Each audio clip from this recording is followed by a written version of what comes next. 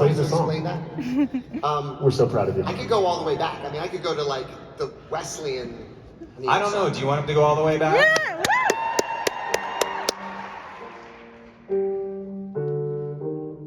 I just have to remember this. I wrote this 30 years ago. Okay, so the first song I wrote for Nina in the slot was called "In Washington Heights," and it was when Nina went to Yale. Actually, she didn't go to Stanford in the first draft. She went to New Haven, which was a half hour from where I was going to school, and it was waiting on the Metro North train. I am going insane, waiting in pain for it to take me home. Finally we leave the station. I am so impatient to get out of New Haven, in the temple, and spend some time alone. And on the street, all I see are the homeless standing by, as the rich kids avert their eyes and get their meaningless degrees. I'm sitting next to businessmen who are cheating on their wives. They've been commuting all their lives, filling hotel vacancies.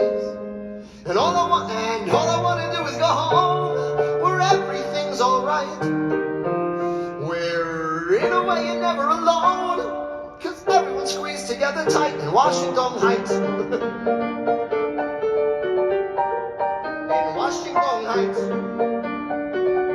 And then the only thing that remains is that in Washington Heights.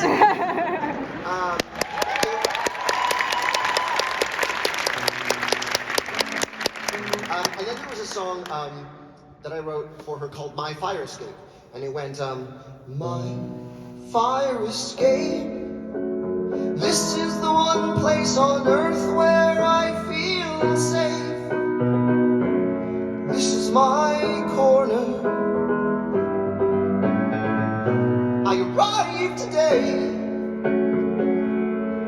I have forgotten the words that happen in this place for the rest of my life. But it's good to be home, where I know the faces I pass on the street. This is home, and I know the arc of the sun in the sky, where Earth hides from the heat. I know. Oh gosh, it's been a minute. So that was one version, but thank you. The problem with My Fire Escape was that it put our hero way up on the second floor, and we were very far from the person we needed to hear from. And so we finally landed on Breathe. And I'm not going to play Breathe because it's way more complicated than the other pieces I just played. But what was the final thing that finally unlocked it was actually the Spanish and English component of it. Was her hearing "Sigue andando el camino por toda su vida, respira," which means keep walking the path all of your life. Breathe. This is someone who thought the path was sort of made for her, and she got to college and the path was impossible to see. And the final thing that finally unlocked it was the bridge of the song, which was written between off-Broadway and Broadway. That's finally what landed the song.